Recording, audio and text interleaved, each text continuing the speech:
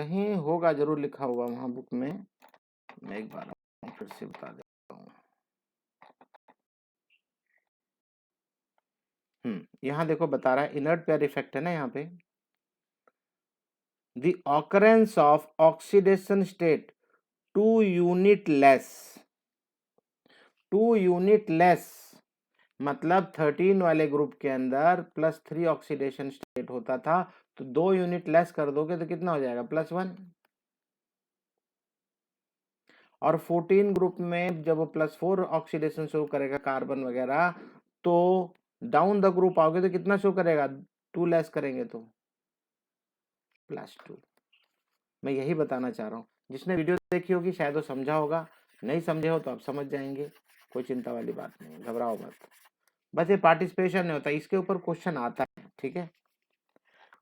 तो चलो electronic configuration में सब सिखा चुका हूँ, उसको मैं वीडियो को भेज दूंगा, दोबारा से देखूंगा उसमें क्या प्रॉब्लम है। एक्चुअली वीडियो भेजने वाला भी अभी चला गया, अभी नहीं है वो, सम टाइम 12-1 बजे आएगा।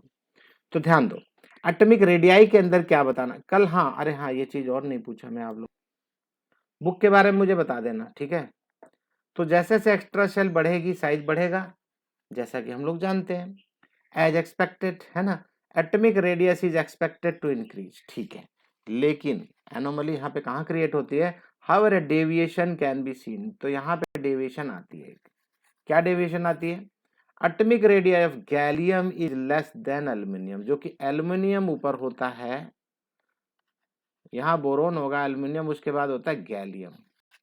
गैलियम के बारे में क्या बता रहा है, गैलियम तक जब तक आओगे गैलियम का साइज छोटा हो जाता है, और एज एक्सपेक्टेड गैलियम का साइज बड़ा होना चाहिए, है ना। बोलो ठीक है। गैलियम कितना होता है 135 picometer, whereas aluminium is 143 picometer. देख लो, गैलियम 135 पिकोमीटर है उसका साइज, एटॉमिक साइज, और ये कम, उल्टा हो रहा है मामला। क्यों उल्टा हो रहा है ये आपको जानना है। So this can be understood from the variation in the inner core of electronic configuration. inner core में जब क्या आएंगे, d इलेक्ट्रॉन आएंगे। The presence of additional 10 d electron कितने होते हैं टोटल, 10 होते हैं। तो जब अंदर देखो हम पढ़ रहे हैं p ब्लॉक, तो जब हम p ब्लॉक पढ़ेंगे तो d तो कंप्लीट होंगे ही होंगे, जहां होंगे कंप्लीट होंगे। They offer only poor screening effect, poor screening effect show करेंगे, ठीक है, for the outer electrons from the increase nuclear charge in gallium. बात को समझे कि नहीं, बात को समझना अच्छे से।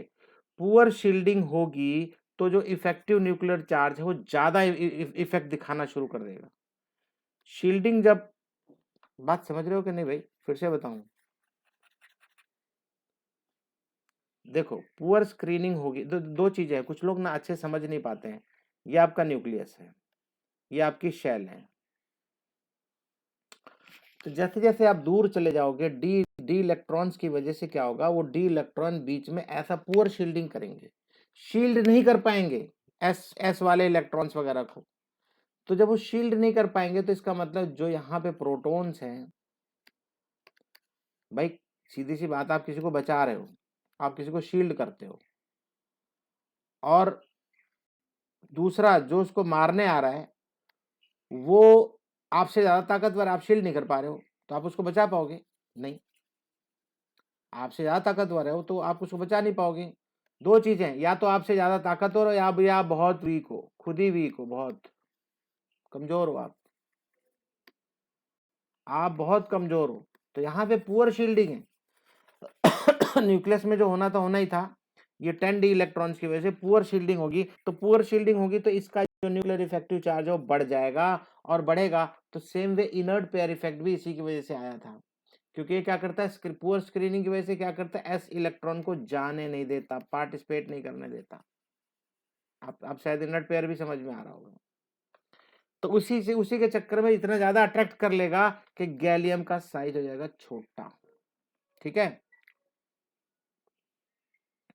So for the outer electron from increase nuclear charge, तो न्यूक्लियर चार्ज तो बढ़ेगा, लेकिन शील्डिंग कमजोर होने की वजह से उन इलेक्ट्रॉन्स को पुल करके रखेगा, जाने नहीं देगा, ठीक है।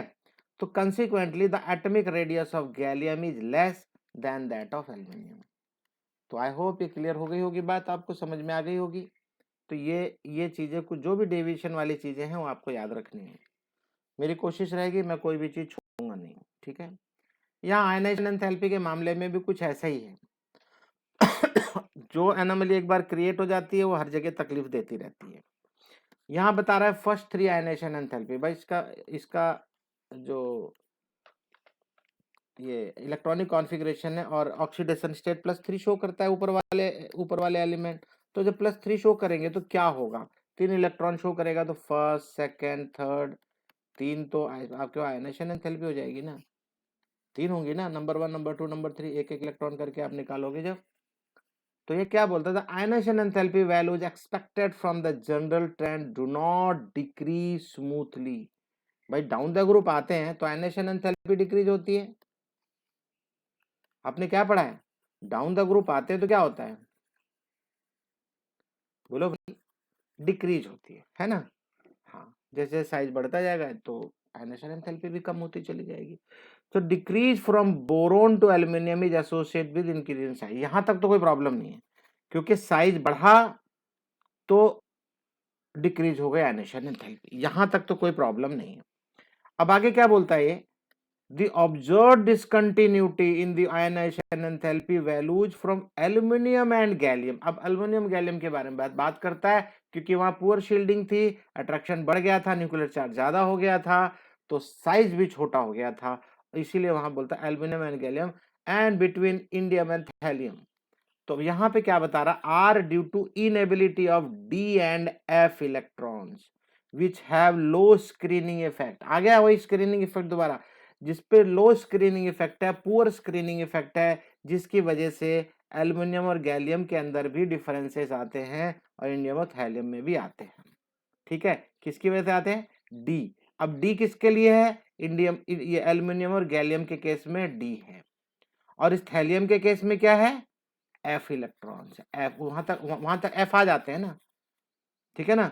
Due to inability of d and f electron which have low screening effect, low screening effect की वजह से साइज में चेंजेस आएंगे। तो accordingly to compensate the increase in nuclear charge, तो न्यूक्लियर चार्ज जिस तरह बढ़ जाता है वहां पे, उसको कंपनसेट करने के लिए आयनाइजेशन एंथैल्पी भी बढ़ जाएगी।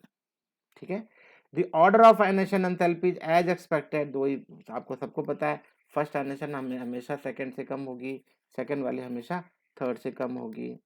ये तो बात तो पता ही है आपको, पहले से पढ़ रहे हो आप। The sum of the first 3 ionization enthalpy for each of the element is very high, so effect of this will be apparent when you study their chemical property. तो वहां पे हमें और अच्छे से समझ में आएगा। केमिकल प्रॉपर्टी में क्या पढ़ोगे आप, केमिकल प्रॉपर्टी में पढ़ोगे oxidation state and chemical reactivity. मुझे पता है एक चैप्टर खत्म होने के बाद आप उस पर ध्यान नहीं देते हो। मैंने कल सुधांशु को भी बोला, एक चीज और बोल दे रहा हूं आप लोगों को, फिर से सुन लो प्लीज। खास करके हाइड्रोकार्बन की जितनी भी रिएक्शन है, हाइड्रोकार्बन की जितनी भी रिएक्शंस हैं, प्लीज आप उनको याद कर लो। मैं एक दिन ओरल टेस्ट लूंगा, ओरल टेस्ट लूंगा, मैं पहले बोल दे रहा हूं, ध्यान से सुन लो। तो आपको ये क्लियर हो गई होगी बात। फिजिकल प्रॉपर्टी के मामले में मैं क्या बताऊं, फिजिकल प्रॉपर्टी के मामले में बोलता है ये मेटल कैसे होते हैं, मेटल है ये, जब बोरोन तो नॉन मेटल है, बोरोन कैसा है, नॉन मेटल प्रॉपर्टी है उसके अंदर।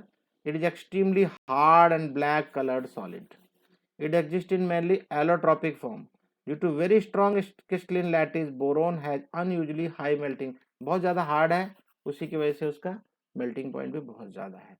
और रेस्ट ऑफ द मेंबर्स की बात करता है, वो सब के सब सॉफ्ट मेटल है, एल्यूमिनियम भी सॉफ्ट ही है, ठीक है ना, with low melting point and high electrical conductivity. ये एक अच्छी प्रॉपर्टी है, आपको पता होगा, इलेक्ट्रिकल कंडक्टिविटी एल्यूमिनियम की बहुत ज्यादा है, इसलिए एल्यूमिनियम के वायर भी यूज करते हैं इंस्टेड ऑफ कॉपर। क्यों करते हैं, सस्ता है, अवेलेबिलिटी ज्यादा है इसकी, ठीक है ना। और गैलियम के बारे में बोलता है, देखो 303 केल्विन पे ये मेल्ट हो जाता, आप इसको अपनी हथेली पे रखोगे, हाथ पे रखोगे, थोड़ी देर में मेल्ट हो जाता है। और गर्मियों में तो कैसे भी ये किस फॉर्म में रहता है, लिक्विड फॉर्म में, ठीक है। और बॉइलिंग पॉइंट इसका बहुत ज्यादा है, 2676 केल्विन, और इसीलिए यूजफुल मटेरियल है for measuring high temperature. High temperature में मेजर करने के लिए थर्मामीटर का इस्तेमाल भी करेंगे इसको, बहुत ज़्यादा हाई टेम्परेचर, क्योंकि लिक्विड हो जाता है जल्दी, 303 पे लिक्विड हो जाएगा। तो इसके अंदर अच्छी प्रॉपर्टी है इसको मेजर करने के लिए, टेम्परेचर मेजर करने के लिए, ठीक है। बस बाकी तो कुछ भी नहीं है। Density of element increases down the group from boron to thallium, normal चीज है। अब आ जाओ मेन चीज, यहाँ से जिस पे मैं सबसे ज्यादा फोकस करता हूँ वो है ऑक्सीडेशन स्टेट। यहाँ से हमारी केमिकल रिएक्टिविटी स्टार्ट होती है, ठीक है। तो आई होप पूरा अच्छे से सुनेंगे समझेंगे, ज्यादा इसमें कुछ भी नहीं है। मैंने ऑलरेडी बता दिया ऑक्सीडेशन स्टेट +1 कब शुरू करेगा, जहां F इलेक्ट्रॉन D इलेक्ट्रॉन आना शुरू हो जाएंगे, वहां predominantly it will show +1 oxidation state, ठीक है ना, due to inert pair effect. अगर आप due to inert pair effect लिख दिए तो समझ लो आपको मार्क्स मिलेंगे। क्या बोलता है, due to small size of boron. देखो जितने भी फर्स्ट मेंबर है सबकी कहानी बाकी मेंबर से डिफरेंट होती है, वैसे इसके अंदर भी है। Due to small size boron क्या है, इसकी first 3 ionisation enthalpy they are very high, इसके इलेक्ट्रॉन निकालना इजी नहीं है क्योंकि बहुत छोटा है। So this prevents it to form +3 ion and forces it, मतलब +3 आयन फॉर्म करने से रोकने की कोशिश करता है, मतलब 3 के 3 इलेक्ट्रॉन देना नहीं चाहता। कारण जो थर्ड इलेक्ट्रॉन जब विड्रॉ करोगे इसका निकालोगे तो बहुत मुश्किल से निकलेगा, इसलिए आयनेशन एंथैल्पी बहुत ज्यादा है। तो इसलिए क्या करता है, it prevent it to form +3 ion, कि +3 बनने नहीं देना चाहता है। And forces it to form only covalent compound. Electron जब सीधी सी बात है, जब 3 इलेक्ट्रॉन देगा नहीं तो उससे उससे बेहतर है वो कोवेलेंट कंपाउंड बना लेगा। कोवेलेंट क्यों बनाएगा, शेयरिंग करेगा, शेयरिंग करेगा। और वैसे भी आपने पढ़ा है जिसका जिसका जिसका साइज स्मॉल होता है, कहाँ गया यार ये, जब साइज स्मॉल हो जाता है और चार्ज बढ़ जाएगा तो क्या होता है, फजन्स रूल क्या बोलता है, कोवेलेंट कैरेक्टर बढ़ जाता है। बात समझ रहे हो कि नहीं, हाँ। एनीवे ये इसकी कहानी खत्म। But as we move from boron to aluminium, अब फिर से आगे क्या बोलता है, the sum of first 3 ionisation enthalpy of aluminium considerably decreases. Size बढ़ गया, आयनेशन एंथैल्पी कम हो जाएगी, तीसरा इलेक्ट्रॉन इजीली निकाल सकते हैं। And is therefore able to form Al3+। Boron 3+ तो नहीं बना पाता लेकिन एल्यूमिनियम बनाता है। In fact aluminium is highly electropositive metal, बड़े आराम से बनाता है। जहां पे भी देखोगे आप AlCl3, तो AlCl3 में क्या है, Al क्या है, 3+ है, हमें राइट, बोलो भाई, हाँ। तो आई होप समझ में आ गया होगा। In fact aluminium is highly electropositive metal, however down the group due to poor shielding. अब देख रहे हो आप हर बार वही बातें कर रहे हैं, पुअर शील्डिंग और इनर्ट पेयर इफेक्ट, उसी के ऊपर बात होगी। Due to poor shielding effect of intervening DNF orbital, DNF orbital के जो इलेक्ट्रॉन हैं उनकी पुअर शील्डिंग होने की वजह से the increase effective nuclear charge hold NS electron tightly. NS electron का मतलब क्या है, NS2, उन दोनों इलेक्ट्रॉन्स को टाइटली होल्ड कर लेता, उनको रिएक्शन में इन्वॉल्व नहीं होने देता। होल्ड NS इलेक्ट्रॉन्स टाइटली मतलब responsible for inert pair effect. भाई होल्ड कर लेगा टाइटली, कौन से किसकी बात हो रही है, जहां D और F ऑर्बिटल होंगे, जहां DNF इलेक्ट्रॉन्स होंगे उसकी बात करता है।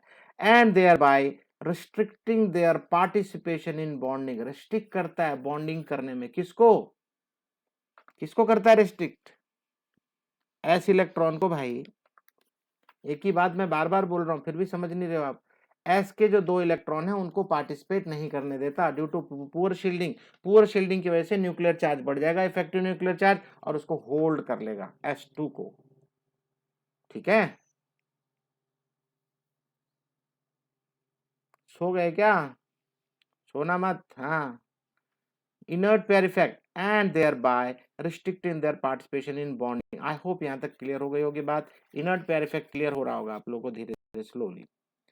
As a result of this only p orbital electron में भी इन्वॉल्व। अब सीधी सी बात है S2 होता है तो P1 होता है, मैं 13 ग्रुप की बात कर रहा हूँ। 13 ग्रुप में क्या होता है, H2 और P1, NH2 NP1।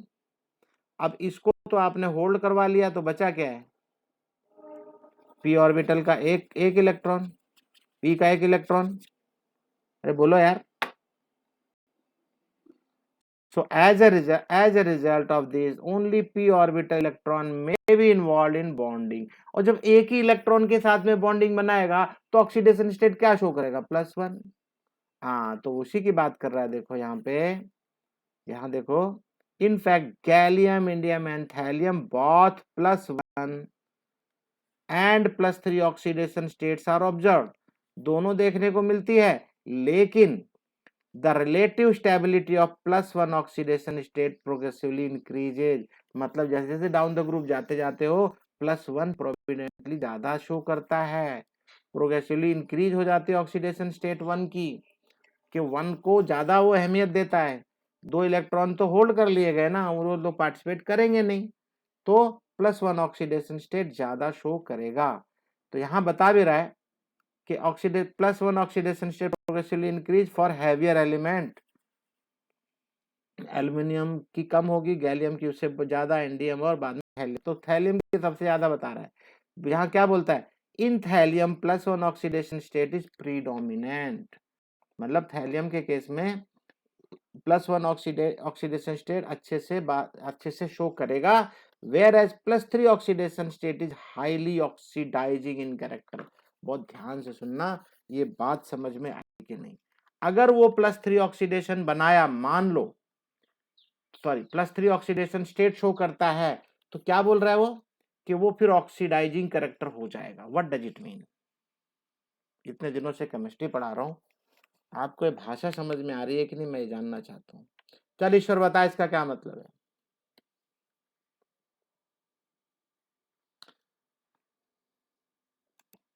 ध्यान से सुनना, बहुत ध्यान से, यहाँ पे समझने वाली बात है। ऑक्सीडाइजिंग कैरेक्टर मतलब सामने वाले को ऑक्सीडाइज करना और खुद खुद रिड्यूस होना, खुद रिड्यूस होना। अब रिड्यूस होने को किसका होने का मतलब है, अगर मान लो, थोड़ी देर के लिए देखो इधर, कैसे समझाऊं, कौन सा एग्जांपल लूं। हाँ, मतलब ये बताना चाहता है कि +1 के केस में कि भाई ये 2 इलेक्ट्रॉन अपने पास रखना चाहता है इनर्ट पेयर इफेक्ट की वजह से। ध्यान से सुनना, इसके अपने 2 इलेक्ट्रॉन को पार्टिसिपेट नहीं करने देना चाहता, ठीक है। और ये एक ही शो करेगा, +1 शो करेगा। लेकिन अगर वो किसी तरीके से +3 शो कर भी दिया, तो कहने का मतलब वो 3 इलेक्ट्रॉन दे दिया है ना, उसके 2 इलेक्ट्रॉन लेने की, वापस उल्टा लेने की वो चांसेस बढ़े रहेंगे, वो नहीं देना चाहेगा। बड़ी बेमन से 3 इलेक्ट्रॉन दे रहा है, उसकी उसकी टेंडेंसी क्या है, बोला भैया मैं तो एक ही दूंगा। लेकिन अगर वो किसी तरीके से 3 दे भी दिया, तो उसकी इच्छा रहेगी कि भैया मेरे 2 इलेक्ट्रॉन दे दे तू, बस मैंने तो मजबूरी में दिए हैं 3 इलेक्ट्रॉन, तो मुझे तो सिर्फ एक ही देना था। नहीं समझे। और जब इलेक्ट्रॉन लेने की टेंडेंसी है, तो खुद रिड्यूस हो रहा है, और खुद रिड्यूस हो रहा है, और जिससे वो इलेक्ट्रॉन मांग रहा है उसको क्या कर रहा है, नहीं समझे अभी भी। फिर से बताऊं, बोलो। मुझे कोई दिक्कत नहीं है, मैं आगे बढ़ना मेरा कोई इच्छा नहीं है, जब तक अच्छे से ना पढ़ा लूं। हाँ, ओके। मैं क्या बोल रहा हूँ, यहाँ पे आपने पढ़ा कि थैलियम के केस में +1 शो करता है, मतलब इसके ऊपर पक्का इनर्ट पेयर इफेक्ट इसके ऊपर जबरदस्त है। ये बोलता है भैया मेरे तो 2 इलेक्ट्रॉन जो हैं वो पार्टिसिपेट नहीं करेंगे, पुअर शील्डिंग की वजह से, because of DNF electron. +1 show कर रहा है। अगर वो किसी एलिमेंट के साथ मिलके +3 बना भी लेता है, तो वहां पे उसकी मतलब वो ज्यादा स्टेबल नहीं रहेगा, ज्यादा स्टेबल नहीं रहेगा। वो कोशिश करेगा जब भी उसको मौका मिलेगा कि अपने 2 इलेक्ट्रॉन वापस ले लेगा, वापस ले लेगा। फिर से यहाँ क्या बचेगा, +1 स्टेट ही बचेगा। तो जब वापस लेगा, तो वो क्या कैरेक्टर हुआ, खुद को रिड्यूस करना। भाई इलेक्ट्रॉन लेना क्या होता है, रिड्यूस करना, तो खुद को रिड्यूस कर रहा है तो सामने वाले को क्या कर रहे हैं, ऑक्सीडाइज। तो यही बता रहा हूँ यार आपको मैं, ऑक्सीडेशन रिडक्शन कब तक पढ़ाता रहूंगा यार, कितनी बार मैं रिडॉक्स में अच्छे से बताया, फिर भी अभी भी वहीं अटके हुए हो। The compound in +1 oxidation state as expected from energy concentrations are more ionic than those in +3 oxidation state।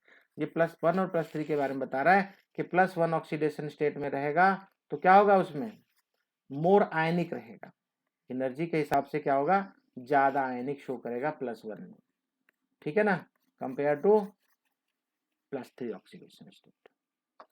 In trivalent state, अब ट्राइवेलेंट में समझ रहे हो ना, +3 भाई 13 ग्रुप जो है क्या शो करेगा, +3 ऑक्सीडेशन स्टेट शो करता है।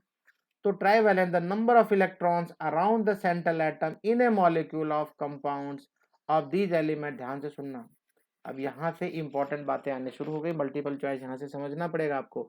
ये बोरोन के बारे में बता रहा है कि BF3 बनाता है, आपको अच्छे से पता है, और अगर आप ध्यान दो तो इसके इलेक्ट्रॉन कितने होते हैं, 6 ही तो होते हैं। अरे भाई बताओ ना यार, तुम लोग बोलते क्यों नहीं हो, बॉन्डेड पेयर सभी के सभी को काउंट करेंगे तो हमें मैक्सिमम 6 इलेक्ट्रॉन मिलते हैं बस। तो ये 6 इलेक्ट्रॉन मिलने का मतलब है क्या शो करता है, ये इलेक्ट्रॉन डेफिशिएंट शो करता है अपने आप को, विल बी ओनली।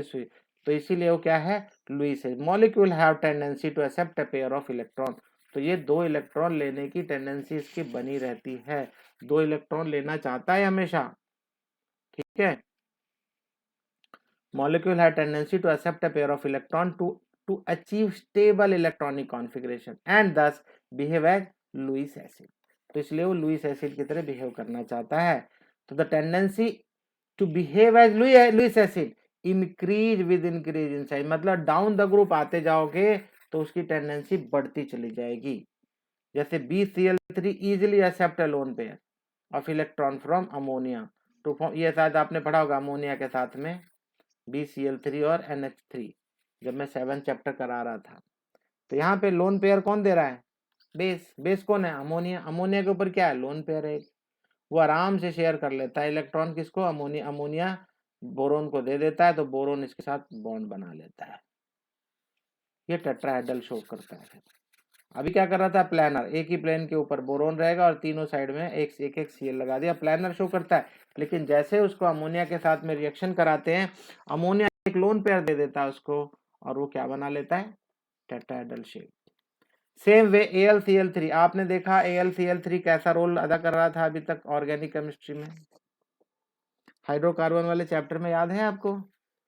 AlCl3 क्यों हमें इलेक्ट्रोफाइल बनाने में कितनी हेल्प करता था। इलेक्ट्रोफाइल जब भी हमको बनाना पड़ा, Cl+ बनाना है मान लो, तो क्या करता था, ये Cl बॉन्ड को ब्रेक करता था, ये AlCl3, और एक क्लोरीन को विद इलेक्ट्रॉन पकड़ता था, क्योंकि इसको इलेक्ट्रॉन भी चाहिए। जो इलेक्ट्रॉन लेके आएगा वही इसका दोस्त। लुईस एसिड का दोस्त कौन है, जो इलेक्ट्रॉन लेके आएगा, क्योंकि इलेक्ट्रॉन डेफिशिएंट है ये। तो ये ऐसे में क्या करेगा, ये एक इलेक्ट्रॉन लेके आएगा बॉन्डेड पेयर, तो ये जाएगा Cl4 और यहाँ पे लगेगा एक माइनस साइन। तो ये बात समझ में आई, समझते चलो, और प्लीज एक बार पढ़ लेना, एक बार। अब APS वाले नहीं पढ़ रहे हैं, मुझे नहीं समझ में आ रहा, लेकिन हाकिमपेट प्लीज आप अच्छे से पढ़ लेना, आपका समय है अच्छा खासा, नहीं पढ़ोगे तो अपने पैरों पे कुल्हाड़ी मार रहे हो आप। और यही कारण है कि AlCl3 achieve stability by forming a dimer.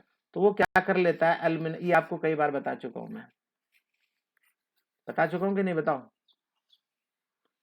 Aluminium क्या करता है, ऐसा ब्रिज बनाता है, कई बार बता चुका हूं कि इलेक्ट्रॉन डेफिशिएंट होने की वजह से डाइमर की फॉर्म में रहता है। अब यहाँ पे इसको इलेक्ट्रॉन की कमी नहीं खलती। इलेक्ट्रॉन की कमी क्यों नहीं, इस एल्यूमिनियम को देखो, बॉन्डेड पेयर कितने, देखो इधर से 4 हो गए तो इसके 8 हो गए, इस वाले एल्यूमिनियम को देखो तो इसके भी 8 हो गए। तो यहाँ पे अपने ऑक्टेट पूरे कर लेता है, टेट्राहेड्रल शेप बनाता है। यहाँ क्लियर हो गई बात या नहीं, बोलो। हाँ, तो ये बता रहे in trivalent state most of the compounds being covalent, क्योंकि कोवेलेंट है, आयनिक कम बन रहा है मान लो, तो ध्यान रखना ये बात, कई बार बता चुका हूं, फिर से बता रहा हूं, जो कोवेलेंट ज्यादा होगा वो पानी में हाइड्रोलाइज होता है खूब बढ़िया से, वाटर मॉलिक्यूल के साथ अटैच हो जाते हैं। कौन होता है? जो ज्यादा कोवेलेंट होगा। ठीक है, for example trichlorides on hydrolysis in water form tetrahedral MOH4-। ध्यान दो इधर रवि, कोई मेटल है अगर ऐसे तो आपने ट्राइवेलेंट देखा है, लेकिन एक माइनस भी आ रहा है ऊपर, तो एक और जैसे आपने क्या देखा AlCl4 होता तो Cl3 है, लेकिन एक इलेक्ट्रॉन भी लेके आता है तो AlCl4 माइनस शो करता है। वैसे ही पानी के साथ में जब क्लोराइड है, पहले तो क्लोराइड था, पानी के साथ में आप उसको हाइड्रोलाइज किए तो क्लोराइड को हटा के आयन बनाएगा ना, तो OH इसके साथ आएगा मेटल के साथ, इस स्पीशीज में बनेगा। The hybridisation state of element M is sp3। अब इस केस में आप sp3 ही बनेगा, है ना, टेट्राहेड्रल बनेगा तो क्या बनता है? sp3 बनता है। Okay, aluminium chloride is acidified aqueous solution form octahedral. अब एल्यूमिनियम, ध्यान से सुनना, ये समझना बहुत जरूरी है। एल्यूमिनियम क्लोराइड को अगर एसिडिफाई कर देते हो तो क्लोराइड की जगह पे, ध्यान देना, तो क्लोराइड की जगह पे क्या शो करेगा? यहाँ पे, यहाँ वाटर मॉलिक्यूल अटैच है, वो भी 6 होंगे। तो हमेशा मैंने शायद आपको बताया हूँ, पता नहीं आपको याद है या नहीं, 6 जब भी होगा तो ऑक्टाहेड्रल बनेगा। 4 होता है तो क्या होता है? जैसे यहाँ पे 4 है तो टेट्राहेड्रल होता है। और भी कुछ होता है?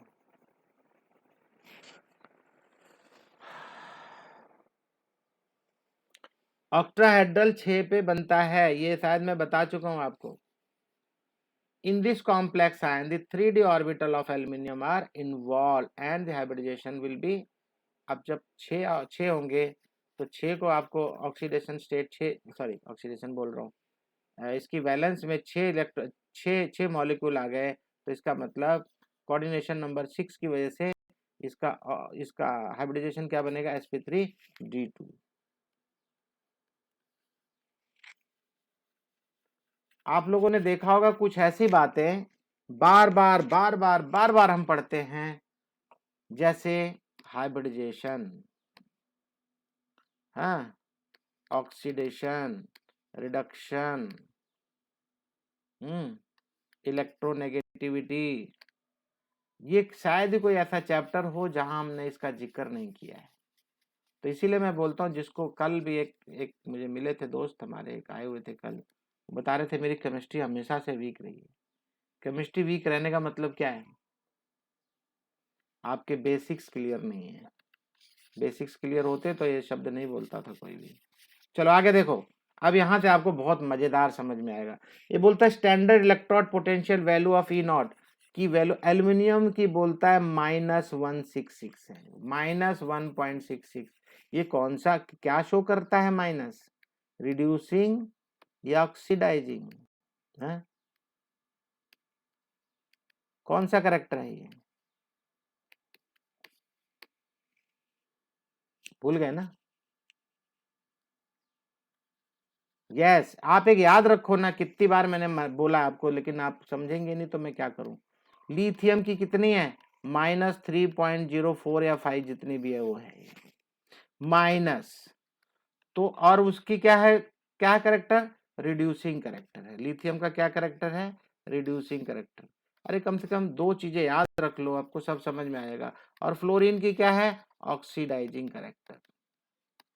बस, तो आपको यहाँ पे देखते ही समझ में आ जाना चाहिए कि एल्युमिनियम की माइनस है तो इसका मतलब क्या है? रिड्यूसिंग करेक्टर है ये। और थैलियम 3+ में 3 थैलियम बनने में ये +1.26 है, क्या शो करेगा? तो अभी थोड़ी देर पहले क्या पढ़े थे आप? थोड़ी देर पहले क्या पढ़े थे आप यहाँ पे? अगर थैलियम कोई +3 ऑक्सीडेशन स्टेट शो भी कर देता है किसी भी तरीके से, तो क्या शो करता है? बोलो। ऑक्सीडाइजिंग करेक्टर, क्योंकि वो बोल रहा है भैया मुझे तो +1 बनना है, +3 नहीं बनना मुझे, मैं +1 बनने में ज्यादा शौक रखता हूँ। तो आई होप इससे समझ में आ गया होगा और अच्छे से। ऑक्सीडेशन स्टेट आप इस पे ध्यान दे दो, मैं जैसे जैसे बताता हूँ ना, इलेक्ट्रोनेगेटिविटी और ये सब चीजें, अब ये तुम्हारी केमिस्ट्री में घुल जाएगा, घुल मिल जाने वाला है, ये 12th क्लास में ज्यादा आएगा, इसलिए आप इससे इससे इसके साथ दोस्ती कर लो, और दोस्ती करने का एक ही तरीका, उस टेबल को अच्छे से देखो, समझो, पढ़ो। तो एल्युमिनियम के अंदर माइनस साइन देख रहे हो आप, और थैलियम के अंदर क्या देख रहे हो, 1.26 प्लस वाला है, इसका मतलब इसके अंदर ऑक्सीडाइजिंग कैरेक्टर आ जाएगा। Predict about the formation of M3+। अब ये M3+ बनेगा तो वो उसके बारे में प्रिडिक्ट करो। तो आपको समझ में आ गया, ये जल्दी से बनाएगा, और ये बनाएगा तो देर से नहीं, नहीं, और बना भी लिया तो दे देगा इलेक्ट्रॉन, बोलेगा ले जाओ यार, मुझे कोई इंटरेस्ट नहीं है। Ion in solution and compare the electropositive character of the two metal. तो इसमें इलेक्ट्रोपॉजिटिव कौन होगा ज्यादा? बोलो भाई। हाँ, तो स्टैंडर्ड हाँ सही बात है। Standard electrode potential value for two half cell suggest that aluminium has high tendency to make AlCl3। AlCl3 बनाना उसको बहुत पसंद है, 3 इलेक्ट्रॉन फटाफट दे देगा, इनर्ट पेयर का पंगा ही नहीं है, क्योंकि इसमें डी ऑर्बिटल होता है, लेकिन डी ऑर्बिटल के इलेक्ट्रॉन नहीं होते, और शील्डिंग ऑर्बिटल से नहीं होती है, शील्डिंग इलेक्ट्रॉन की वजह से होती है। ठीक है ना? ठीक है। Whereas Thallium-3+ is not only unstable in solution but is powerful oxidizing agent also। +3 नहीं बनाना चाहता वो, +1 ज्यादा शो करना चाहता है। Thus Thallium+ is more stable in solution than Thallium-3+। ये क्वेश्चन और अच्छे से क्लियर हो गया होगा आपको। So aluminium being able to form 3+ easily is more electropositive than thallium। आप समझ में आ गया होगा, एल्युमिनियम ज्यादा क्या है, ज्यादा इलेक्ट्रोपॉजिटिव है, क्योंकि वो +3 बनाता है। ये बात समझ में आ गई होगी। इसके अंदर कुछ कुछ चीजें नहीं दी हुई है, मतलब बोलता है कि रिएक्टिविटी टुवार्ड्स अल्कली निकाल दिया है, ये रिएक्ट और ये सब चीजें निकाल चुका है। बोरेक्स वगैरह भी नहीं है अभी सिलेबस में, छोड़ा है आपकी मैडम ने या पढ़ाया है? ये भी छोड़ दिया है। मैं ये पढ़ाऊंगा, मैं छोड़ूंगा नहीं, बताऊंगा जरूर, लेकिन आपकी मैडम ने बहुत बहुत बहुत ध्यान दिया होगा इसके ऊपर, दिया है कि नहीं? तो डाइबोरेन के बारे में सुन लो पहले। इसका स्ट्रक्चर बहुत इंपॉर्टेंट है, इसका स्ट्रक्चर ही दुनिया को तंग करता रहता है, लोग बच्चे बेचारे परेशान रहते हैं। आप ये देख के समझ नहीं पाए होंगे, समझ गए? नहीं ना? चलो अब ध्यान दो, ध्यान देना, जो मैं बात बताने चल रहा हूँ उस बात को समझना है, तभी आपकी समझ में अच्छे से क्लैरिटी आएगी। क्लैरिटी नहीं है तो फिर मजा नहीं आएगा। ध्यान दो सभी लोग प्लीज। मान लो आपके पास बुक है एक, कैसे बुक है, ऐसी है, टेबल है या बुक है, कुछ भी है, देख लो अच्छे से।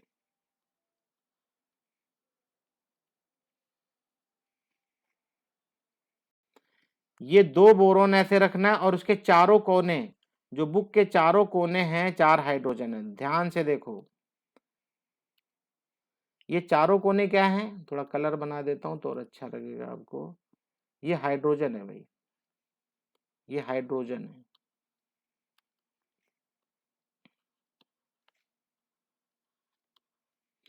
एक बी यहाँ पे है और एक बी यहाँ पे, ध्यान देना।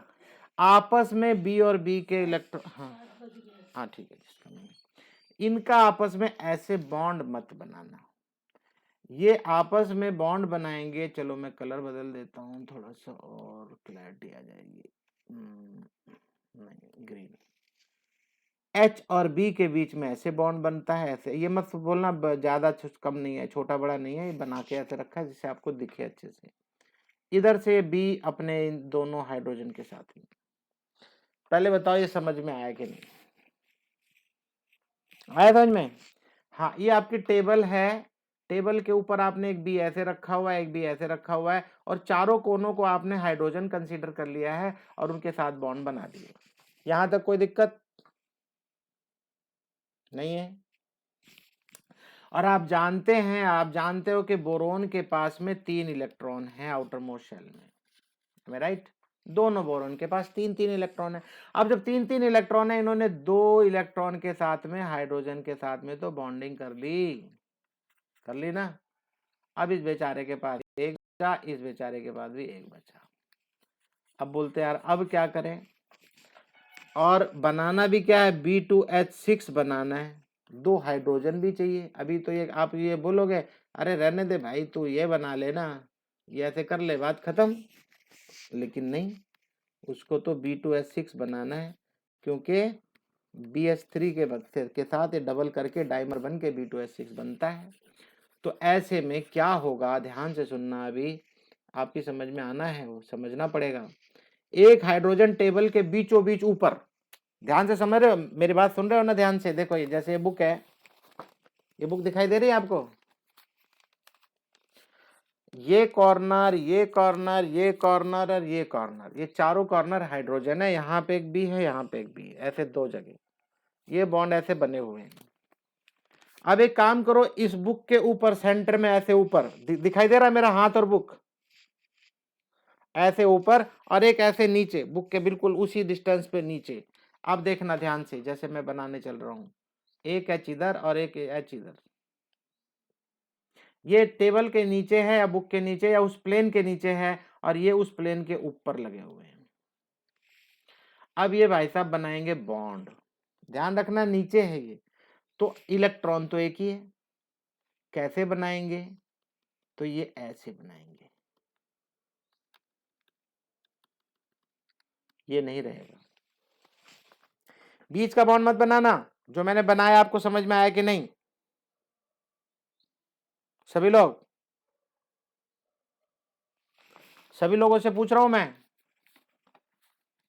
अगर नहीं आ रहा तो ये सब ज्यादा कॉम्प्लिकेटेड है, इसके बारे में जानना बहुत जरूरी है। ध्यान दो। The structure of diborane is shown in the figure, the 4 terminal hydrogen atom, ये जो टर्मिनल पे थे, कोने पे थे, इनको टर्मिनल हाइड्रोजन बोलते हैं। ध्यान से सुन लो, आज के लिए आखिरी टॉपिक है, जल्दी करा दूं मैं। The 4 terminal hydrogen atom and the 2 boron atom line one plane. Line one plane मतलब क्या, जो टेबल या बुक मैंने बताया आपको, ये बोरोन और ये 4 हाइड्रोजन, ये सब एक ही प्लेन पे रखोगे। समझ में आया कि नहीं? The 4 terminal hydrogen atom and the 2 boron atom lie in one plane. Clear? Above and below this plane, इस दोनों प्लेन, मतलब ये जो प्लेन है इसके ऊपर और नीचे, there are 2 bridging hydrogen atom, ये 2 bridging, ये वाले ऊपर और ये नीचे। आई होप अब ये क्लियर हो गया होगा। The 4 terminal BH bond are regular to center 2 electron। तो ये जो इनके साथ जो बात बन रही है, इनके साथ ये जो नॉर्मल जो प्लेन के अंदर है, इसको क्या बोलते हैं, 2 सेंटर 2 इलेक्ट्रॉन। बात को समझना, ये लैंग्वेज लिखना पड़ेगा आपको, तभी मार्क्स मिलेंगे। किसकी बात कर रहा है, 4 टर्मिनल BH बॉन्ड के लिए बोलता है 2 terminal 2 electron, 2 centre 2 electron bond, while the 2 bridge, ये जो ऊपर वाले की बात करता है, 2 ब्रिज बॉन्ड बनते हैं, जो ऊपर वाले बने हैं ये 2 ब्रिज बॉन्ड है। ठीक है भाई, अब इसको बोलते हैं 2 सेंटर 2 इलेक्ट्रॉन, कौन सा वाला, ये जो टर्मिनल वाले हैं। ऊपर नीचे वाले को क्या बोलते हैं, ब्रिज बॉन्ड, 2 ब्रिज बॉन्ड बनते हैं। And they are different and can be describe in term of 3, ध्यान देना,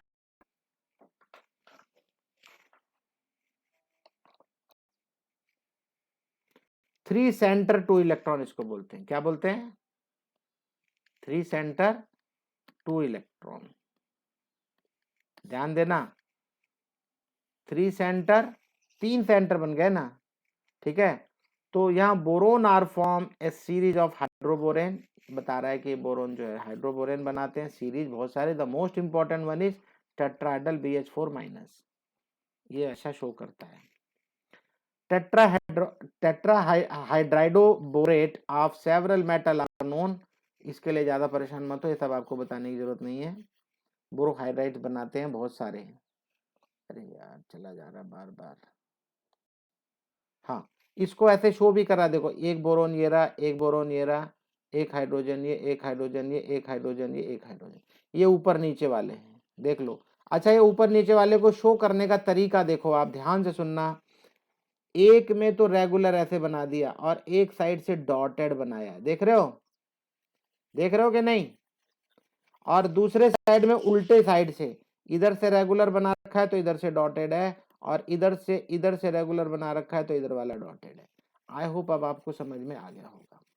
इसको इसको कुछ और भी बोलते हैं, बनाना बॉन्ड भी बोलते हैं शायद। Bonding in diborane, each B atom uses sp3 hybridise for bonding. Out of the 4 sp3 hybridise of each B atom, one is without an electron shown in broken line. जो बिना इलेक्ट्रॉन के है वो broken line से show करते, electron तो है ही नहीं बेचारे के पास, कम है। So the terminal BH bond are normal two centre two electron. कौन से ये टर्मिनल वाले, ये वाले, ये जो किनारे किनारे वाले, इनको क्या बोलते हैं, टू सेंटर टू इलेक्ट्रॉन, ठीक है ना। और ध्यान देना, जो ऊपर नीचे बने हुए हैं इनको बोलते हैं three centre two electron bridge bond, is also refer to as banana bonds. क्या बोलते हैं इनको, बनाना बॉन्ड्स भी बोलते हैं। लेकिन आप ये वाला याद रखो, two centre two electron and three centre two electron. Two electron दोनों में, लेकिन एक में टू सेंटर एक में थ्री सेंटर। और ये देखो बनाने जैसी शेप ऐसे बना रखी है। तो डाइबोरेन आप लोग एक काम करना, अभी थोड़ा सा होमवर्क दे रहा हूं मैं, डाइबोरेन के बारे में प्रिपरेशन पर थोड़ी सी पढ़ लेना। स्ट्रक्चर सबसे ज्यादा इंपॉर्टेंट है, हमेशा बहुत ज्यादा इंपॉर्टेंट है स्ट्रक्चर। इसके बारे में देख लेना भाई, अमोनिया के साथ मिलके डाइबोरेन क्या बनाता है, यहाँ पे देख लो ये, ठीक है। इसको इनऑर्गेनिक बेंजीन भी बोलते हैं, मैं बता दूंगा जस्ट में, ठीक है। ये भी आप इसको देख लेना, नहीं तो मैं कल बता दूंगा, जब भी मैं क्लास लूंगा सिखा दूंगा। अरे कैसे बनाते हैं B2H6, वो यहाँ पे सिखा रहा है सोडियम हाइड्राइड के साथ में, ठीक है। ये भी एक तरह की प्रिपरेशन आयोडीन के साथ में। तो अभी मैं आज की क्लास खत्म कर रहा हूँ, डाइबोरेन मेरा मेन टारगेट था। समझ गए होगे, प्लीज एक बार लिख लेना, एक बार बना के देख लेना। अगर आप ठीक से नहीं लिखोगे मार्क्स नहीं मिलेंगे। तो मैं क्लास खत्म करता हूँ, ओके।